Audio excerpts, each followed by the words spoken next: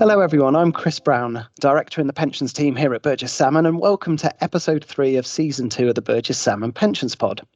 Now, when she doesn't come in just a minute, regular listeners will note that Helen's not with us today.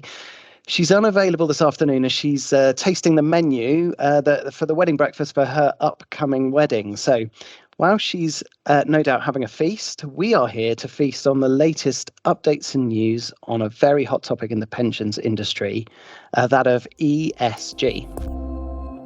So this is very much a developing and blooming area. On the 10th of June, we had a blog from David Fairs at the regulator, who was noting that the regulator expect around 100 schemes to publish the first reports in line with the climate change governance and reporting regulations. And it's good that the regulator has said it will provide high-level observations and feedback for the next wave of schemes in scope on their reporting.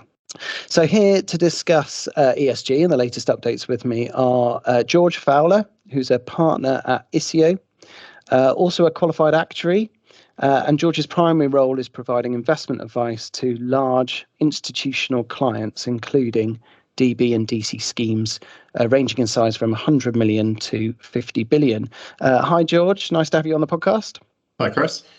Hi there. And also Tegs Harding, who's a director at Independent Trustee Services, having joined there in March 2020.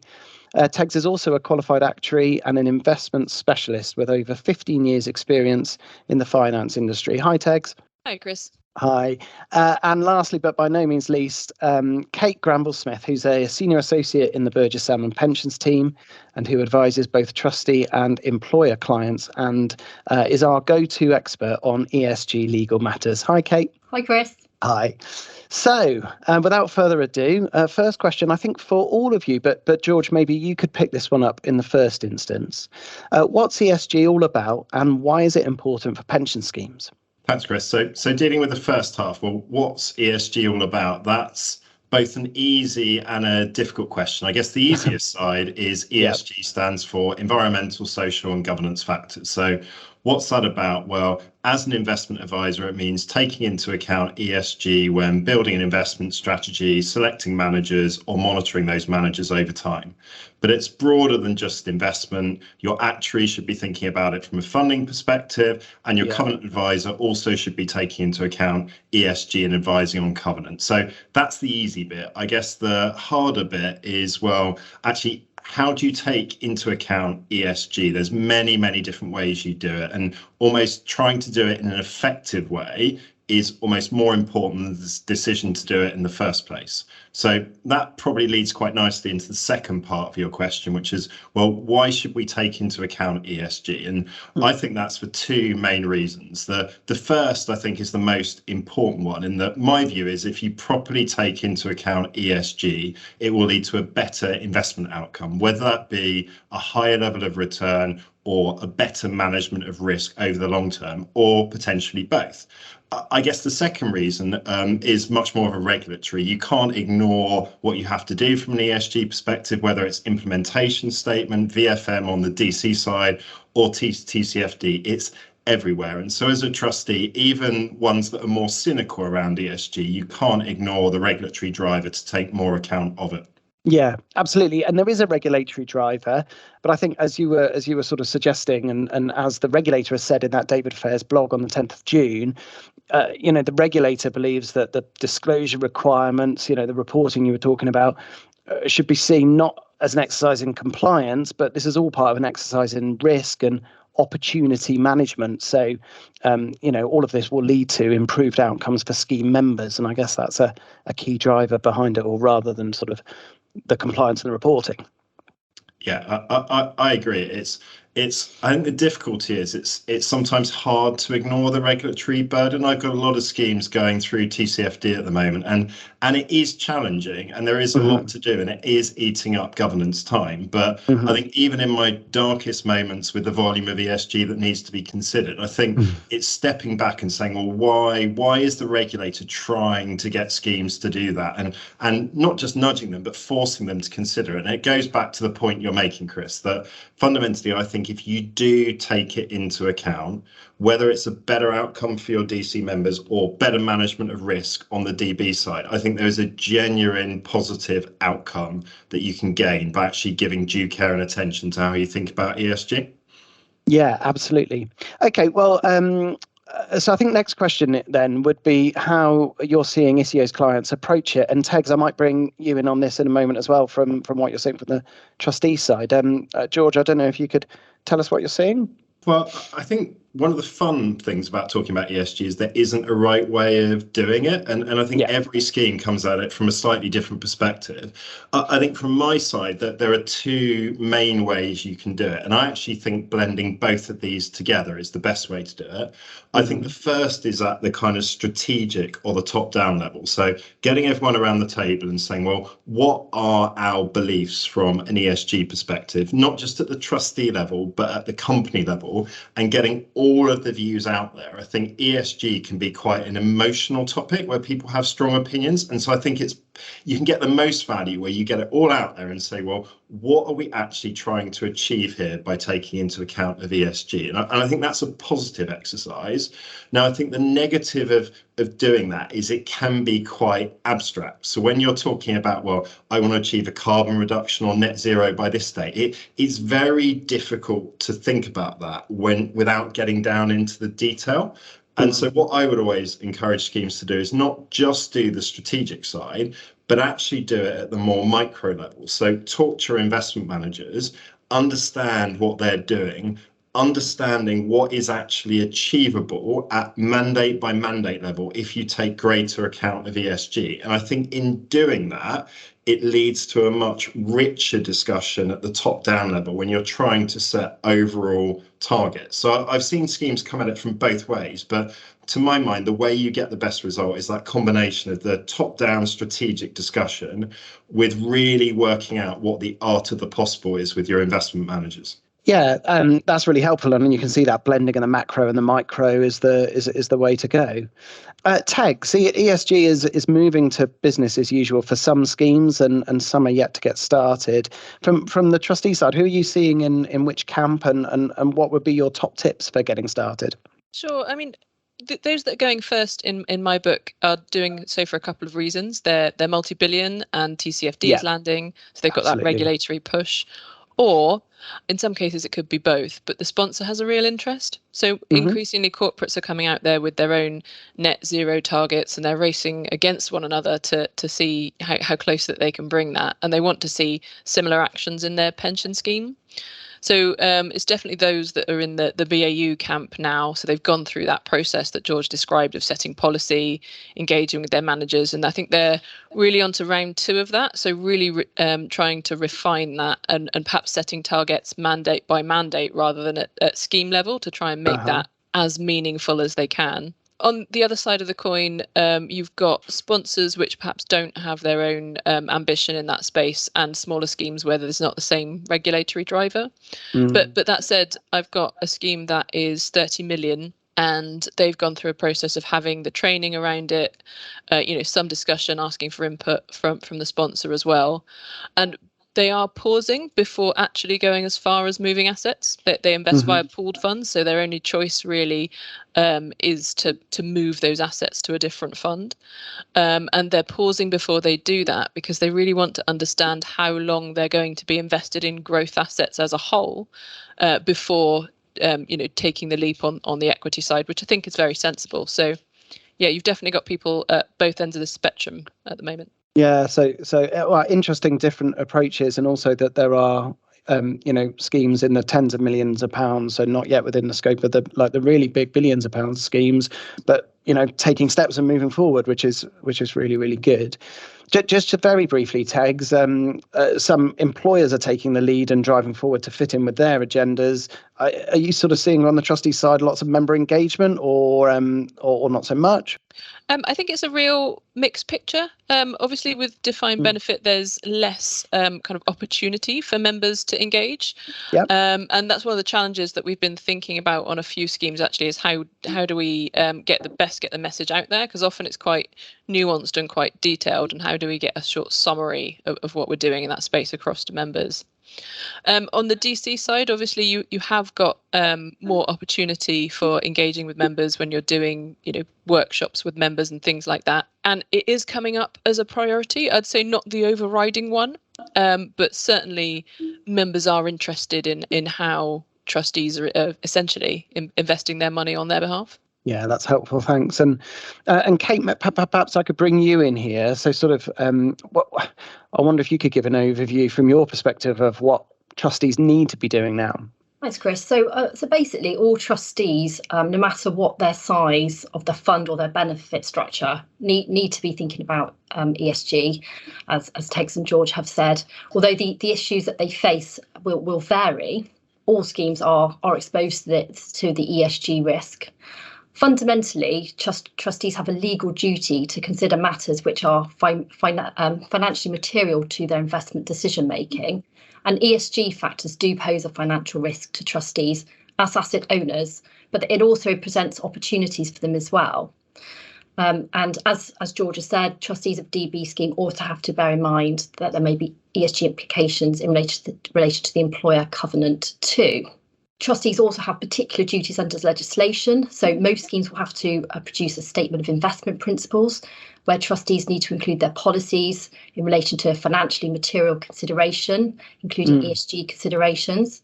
And they also must set out the trustees' policy on the extent to which non-financial matters are taken into account, such as the ethical views of members and their policies in relation to the exercise of voting rights and engagement activities. So trustees don't necessarily have to take members' views into account, but they need to have that policy there and be documenting what they're doing about member views. The good news is we understand that there's a lot of material regarding ESG.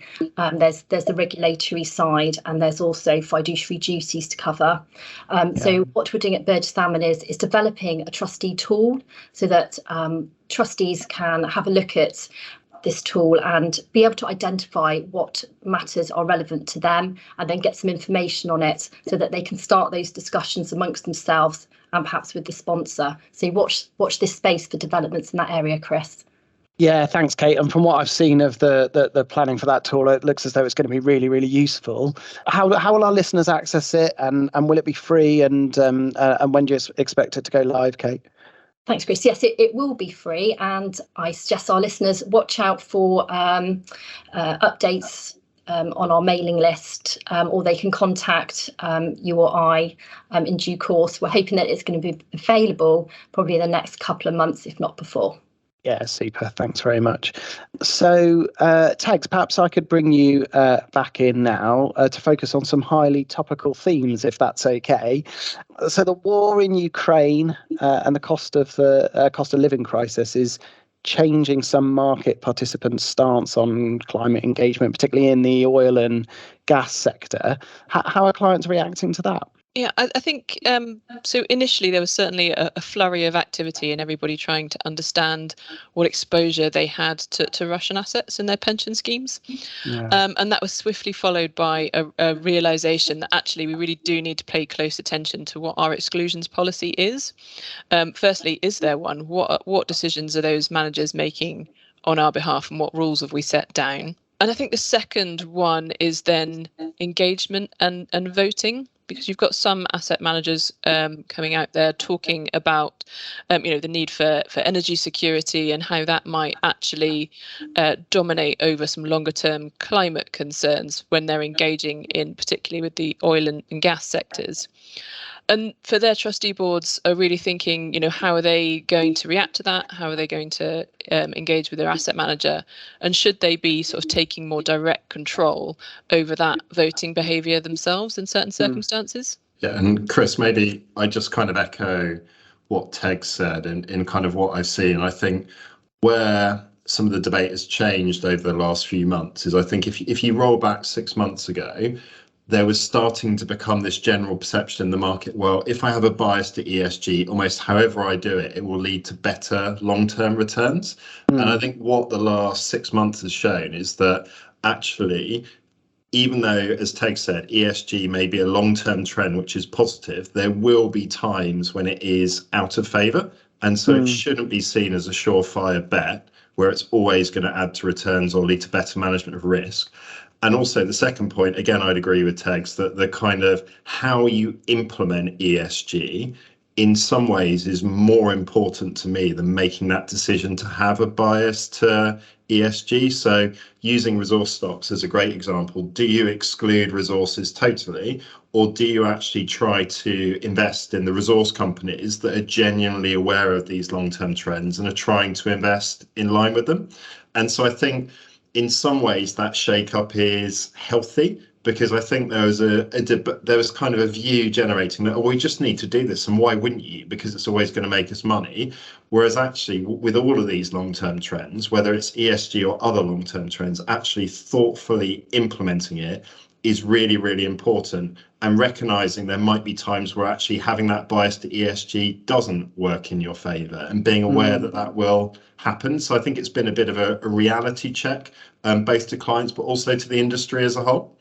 Yeah, I think the other impact that it's kind of making people wake up to is that for those that have set net zero targets, that this might not be a straight line down to zero at 2050. And actually for the next 5 years, we might well see emissions go up, even if you have ESG tilts in your portfolio. Yeah, thanks, Teg, and also George. That's really helpful. And Kate, I suppose from the legal side, it leads into the question of sort of what's the legal position on considering non-financial factors in investments and things like that. What's Trustees' legal position? Thanks, Chris. Yes, I was interested to hear from Tegs about member engagement, because I imagine this is an area where there could be increasing member engagement with publicity in the press around pension schemes and ESG. So basically, as I said, trustees have to outline in their SIP the extent, if at all, to which non-financial matters are taken into account, including the ethical views of members.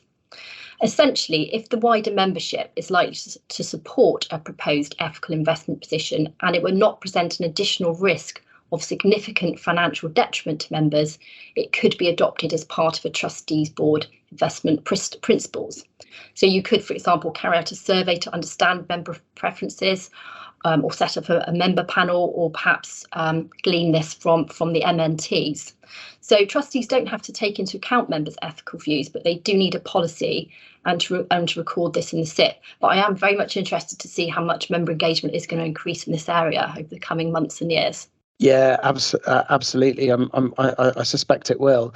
And in terms of ESG fitting in, of course, the trustees have their wider fiduciary duties. And it reminds me, I won't get too legal, but Kate reminds me of that old Whiteley case, which I always like to go back to in terms of investment duties, which is the one that says that trustees, when they're investing, should take such care as an ordinary prudent man would take if he were minded to make an investment for the benefit of other people for whom he felt morally bound to provide. And I always like that as a sort of overview of trustees' approach to investment, that sort of moral duty there. Yeah, I think that's a really interesting point, Chris, because a lot of the public schemes have now come out there with dual objectives, essentially saying we're always going to act in members' best interest, but we have this secondary objective of making sure that they have a world to spend their pension in. Yeah. Do you think the law as it stands is a barrier for more private sector schemes adopting something similar, or do you think there'll be a slow convergence of the two over time? I don't think it's a barrier, because I think it's consistent with the current law that you can have, you've got your duty to invest in best interest of members, that's paraphrasing, which is the best financial interest of members, sort of coming out of Cowan and Scargill. But as I say, you've got that even older case law, which talks about moral duty to provide. And so I think you can take into account wider considerations in that. So no, I would hope the law's not a barrier. Okay, so moving on, I saw on the 1st of June, Make My Money Matter hosted the world's first net zero pension summit. So Tegs, thinking about net zero targets, are they meaningful, and what are the barriers, and what's the alternative? I mean, a lot of the challenges around net zero are around data. We all know that it's not perfect. We haven't got every company covered.